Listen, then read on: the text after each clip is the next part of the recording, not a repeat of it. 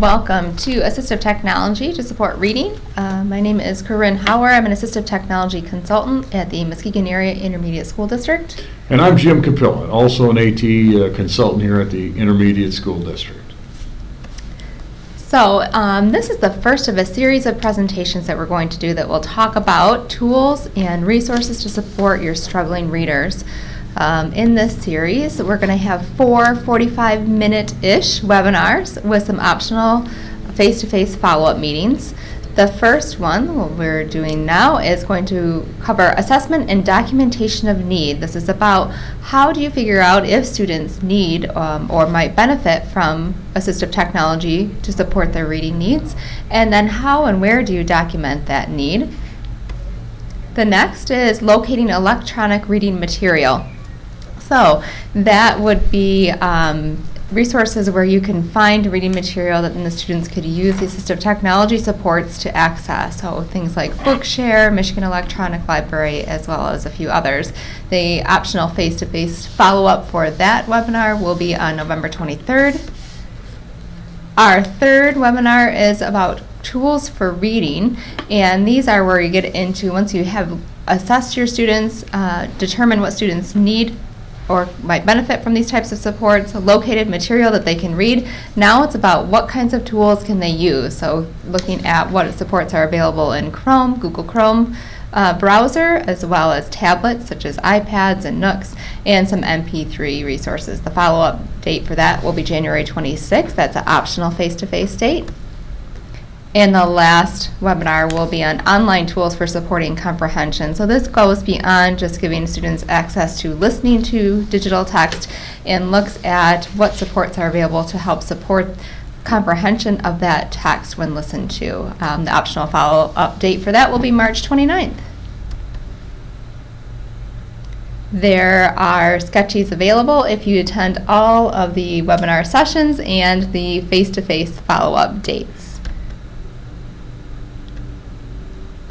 So within this series, first of all, we want to talk about a little bit about what these resources we're going to be covering throughout the series are intended to do and what they are not intended for. So one of the things that we look at is increasing student independence. So for students who require lots of materials to be read to them, we want to look at this as an opportunity to increase their independence with completion of assignments. Also giving students access to higher level text. So many students who are struggling readers, it's important for them to have access to text that's at their independent reading level and continue to build their ability to read text independently. However, we also want to give them access to things that are higher interest level and offer the same richness in vocabulary and concepts as their typical developing peers.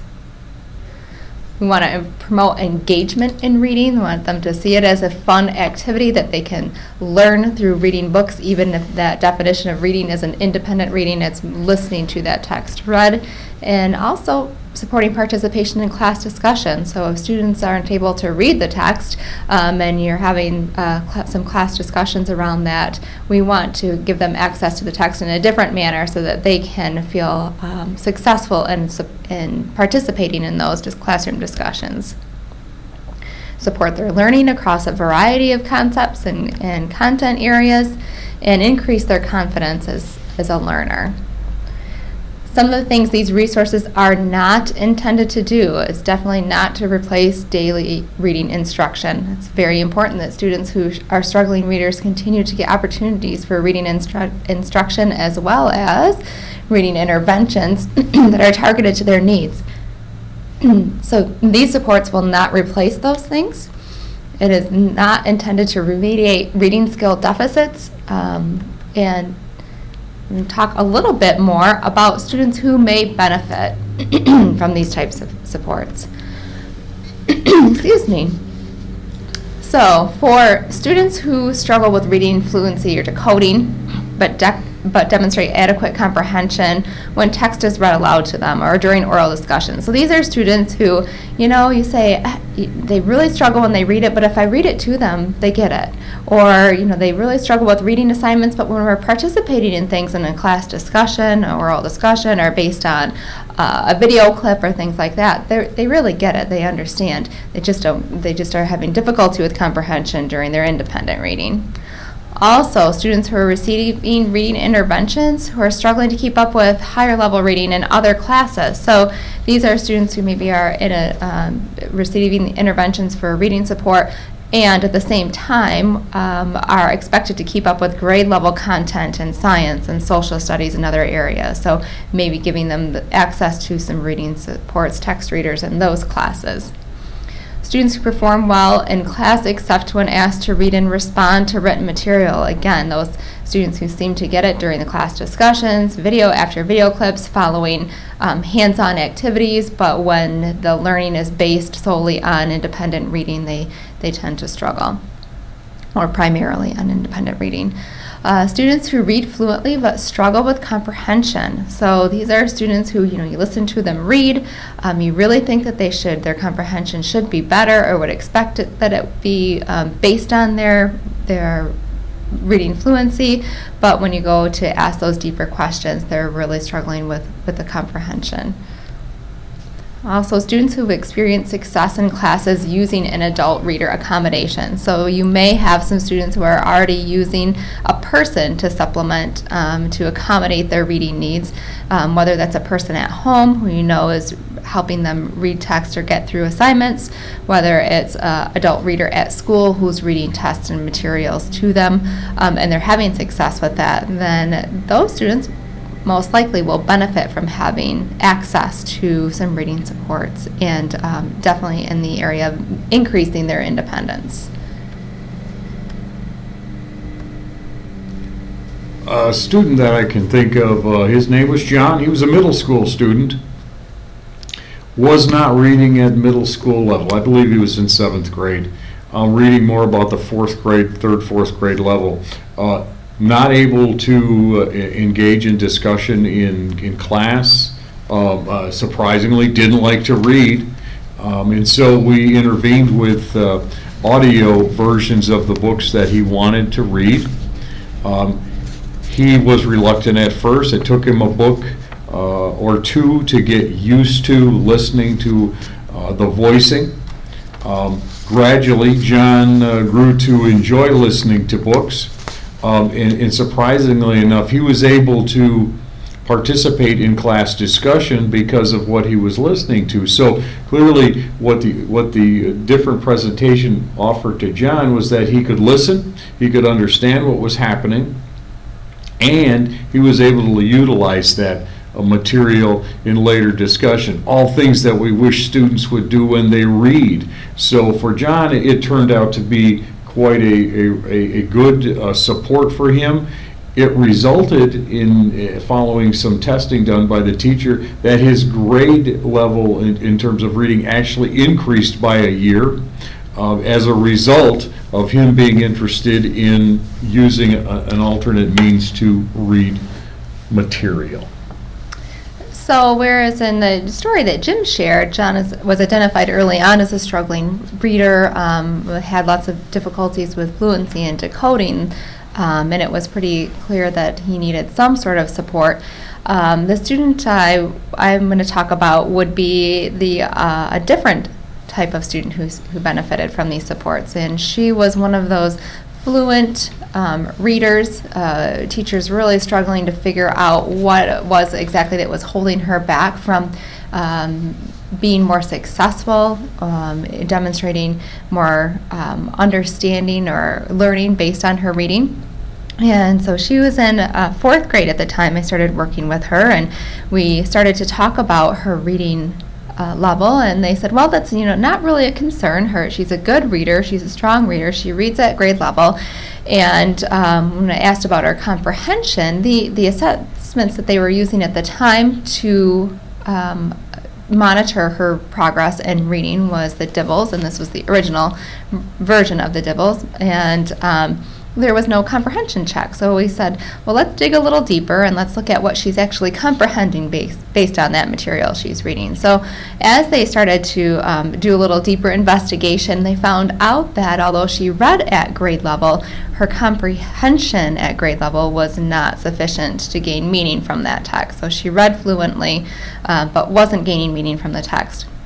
We started to look at, do more assessment, and we found out that her comprehension with independent reading, with her just reading the text herself, was about 2 years below where she was with her independent reading. So fluently she could read independently at the 4th grade level.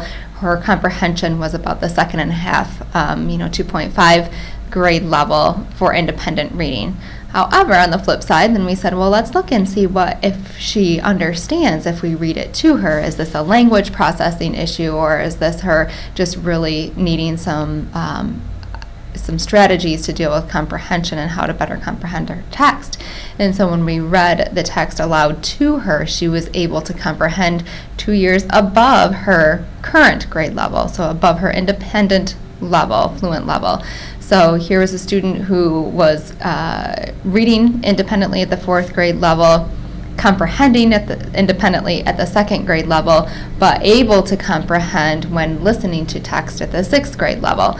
So then as we started to provide some support to bridge that gap, that discrepancy between those levels, she started to have much more success.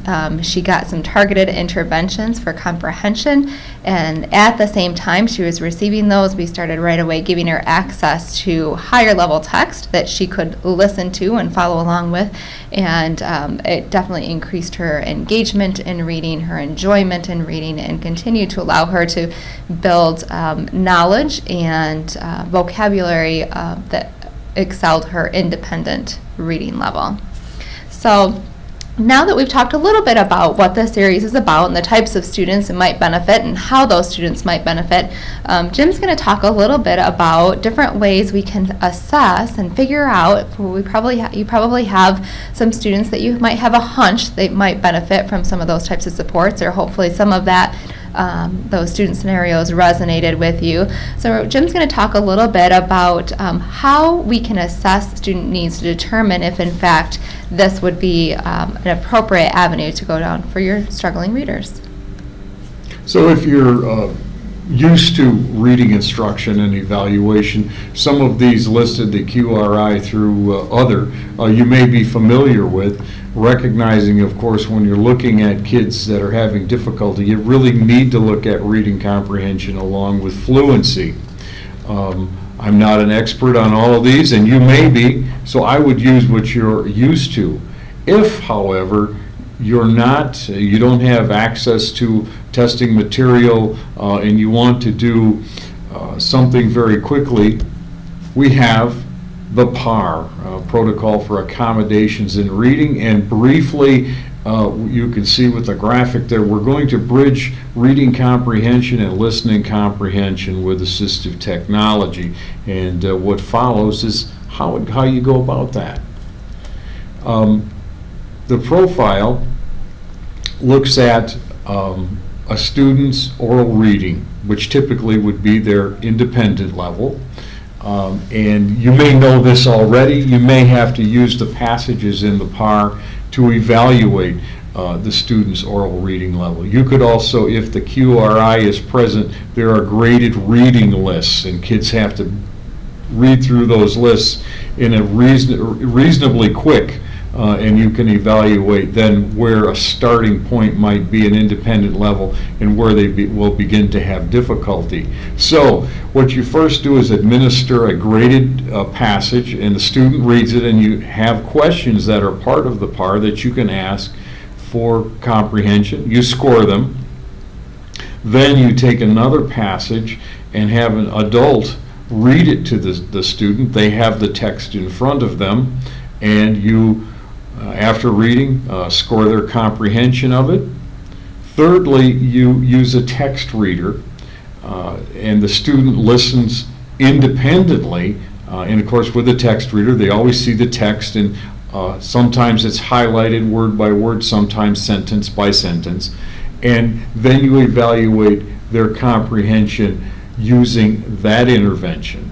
So as we look at this, we should see that typically, and I'm thinking about my buddy John there, his oral reading not very good. With an adult reader or a text reader, his comprehension scores were quite a bit higher, and which told us that the intervention of an adult reader or a text reader would be necessary for him to be successful. Now, thinking about an adult reader and independence, we found that the text reader does make John a more independent reader. I mean, if he wants to reread a section, he could go back and replay the section that he missed. So this is really the PAR protocol, and we'll have resources at the end of the presentation for you to take a look at. It presents a narrative and expository writing, both fiction and nonfiction sections, so we can hit a number of genres that will match those that you would have in your educational setting. So some notes on the PAR. Of course, it's not standardized, and it doesn't need to be. It's intended to help you decide about what accommodations we can provide for students, and not in terms of reading instruction. And we can't re-emphasize more that when you're using these kinds of accommodations, reading instruction should continue, and that means if you're in high school, you still should be getting some reading instruction to help you, progress as far as you possibly can. I'm not a reading teacher or a specialist, and I can administer the PAR. The questions are very nicely spelled out. The passages are all separated, so it's quite easy to do, and I think anyone in this educational system probably would be able to administer it. And of course, I'd mentioned that the passages do cover first grade through 10th grade, which with comprehension questions, and by golly, they even give you the answers, or the answers you should look for. And so that can make it quite simple. And I mentioned about the fiction and nonfiction options. It does not have a text reader built in. We are currently in a Chrome environment, and we can offer some suggestions for what text reader would work in Chrome. If you're using a Windows or a Macintosh machine, we certainly can assist with that, and we do have resources at the end of the presentation that will assist. So, thinking about documentation of need, we've tested the kids with the PAR or one of your favorite evaluation tools. We've discovered that they actually need it. Why do we want to do this? We need to do it because you don't get to keep your kids forever, although maybe you want to, or maybe you want them to move on very quickly. But we need to be able to have information that can be passed on to next year's teacher. If the students are transient and they move from building to building, people need to know these things. If the student is going to college, these accommodations need to be documented on the IEP, because the last IEP will provide support for students as they enter college. Colleges recognize them, and so if a text reader is in use for comprehension, it certainly can be in use at the college level, and that can be quite helpful, make kids happy, successful. And so what needs to be documented? Clearly, scores of with supports and without. Certainly how the student is able to be independent and the success that they've been having. Some anecdotal notes about participation in class, and more importantly, does the student even like to read? In John's case, he went from being, I don't really like to read, to I like to read, and so his demand for books increased as the supports were in place and he got used to them. We want to document always on the IEP It should be entered into the PLAF statement, and it should also be listed under accommodations. If you have a Section 504 student, that accommodation should be listed in that paperwork. If you have other documentation options, if you have a student study team in your buildings, it should be documented there, and I'm sure that there may be other options within your building, but this is something we don't want to keep a secret.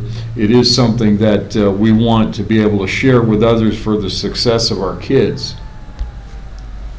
So thinking in terms of where to go next, now you know a little bit more about the types of students, the interventions that we'll be covering, or the supports we'll be covering will support. And you have a better idea of what, how you're going to go about collecting that information. The first thing you need to do is identify some students to assess. So thinking back through, revisit those earlier slides about students who might benefit from these types of supports. And think about your students and what you know about your students, and jot down some names of some students who you suspect may benefit from some assistive technology to bridge their gap between what they're able to read independently and what they're able to comprehend with some assistance. Once you've identified those students, of course, you want to assess the gap. So here's where it comes in. This is based on personal choice. If you have an assessment tool that you already use that works well for you, you're comfortable and familiar with, and that assesses their comprehension, and that's a really critical part. Assesses their comprehension in a deep way, probably not just a closed procedure or a multiple choice test, but really gets into their understanding of what they have read. Then you are free to use that. We encourage you to use that same assessment if you'd like to assess what they're currently reading independently with comprehension and what they can comprehend when the text is read to them with an adult reader and when the text is read to them with a text reader. Now, if you say, I don't really know, or I don't have that tool available to me, then of course you can use the PAR, that tool that we've shown you. There is a longer webinar that we'll link to at the end of this presentation from the company that produces the PAR, and it is a free tool, so we can share that with you. We've shared a folder. We have a shared folder with the files, electronic files. And we also have some printed versions available if you would like a printed copy. But that is already set up for you to use, and it's very easy to use. If you want to use your own but don't have those files, say, hey, I want to use it, but the text reader part, I don't have the files in a format that I would be able to get it on my computer and use them. We can help you with that too, and you'd contact us, and our contact information will be on the final slide of this presentation. But so you identify your students, you use a tool that you are comfortable with, or use the PAR as an option for assessing that gap between reading comprehension and listening comprehension. Once you've done that and you have a few students who said, yeah, there is that gap does exist for that student, and now how and where do I want to provide the support? So identify some opportunities, talk with the student, talk with the parents, talk with your educational team members, and say, I have this student who's really able to comprehend much higher when the text is read to them, and I'm looking to see where would be the best place to maybe start to introduce those things. That might be during some self-selected reading, where the student is really interested or excited about the thought of reading some higher level books that may be of current interest to other students their age, like Jim mentioned with John.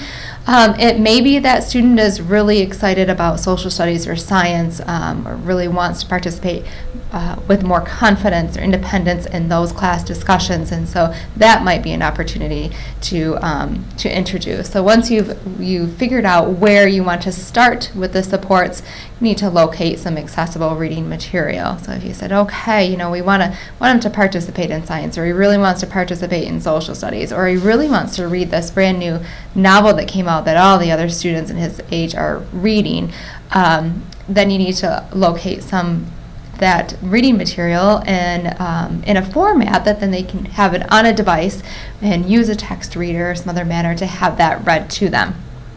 So if that's where you're at, you can take our next webinar, which will be about where you find those types of materials. And there are lots of sources out there, and they are free. So we'll have a webinar follow-up to this that will talk about where to find those text sources, and then the optional face-to-face follow-up for that will be on November 23rd if you need additional face-to-face and one-on-one support with that. So just a few reminders before we close up. We have our optional face-to-face session for this webinar will be on Tuesday, October 6th. Please remember to register so we can plan on you for materials and dinner. During that, we'll review the PAR and help you plan for your student assessment. We're going to do some practice runs with the PAR, answer any questions you might have, and make sure you have the materials. You leave with the materials so you're ready to complete those student assessments. Learn about free text readers to complete the PAR process. And we have a couple of those listed at the bottom of this slide. So some free readers in Chrome include Speak It and Read and Write for Google. And those are, you can see these here at the bottom, and these are actually hyperlinks right to those tools in the Chrome web store. So you can click on that and add it right to your Chrome browser. The other thing was we'll learn about some options if you say, I don't want to use the PAR, I'm familiar with the QRI or the basic reading inventory, and I'd like to use that, then we can talk about some options for getting the passages that you need in an accessible format so you can complete that same process but using an assessment system that you're familiar with. So the next bullet down, we have handouts and resources from today. Just click on that. Again, that's an active link to a shared folder. In that folder, you will see the PAR manual, so you can look through that. That's in a digital format, and we do have those printed as well. Here is the video of the, this is a 1-hour webinar that goes more in depth on the PAR and the research behind it and how to administer that tool. There's our slide deck from today, our slideshow from today, so you can have access to that for handouts. We also have scoring forms and grade level passages that go along with the PAR. Here again is a link to the PAR webinar. Clicking on that will bring you to Don Johnston's website where you can view that webinar, and we'll also have we have a link to today's video as well. Finally, our Chrome text readers, so some free text readers. If you're ready to go ahead and complete those assessments and use the PAR passages in that shared folder, you can install either of those options. And finally, if you have questions, get a hold of us. We're happy to come out and help you, support you in your classroom, support you in getting access to your materials. Our email addresses are there. And thanks for listening. see you next time.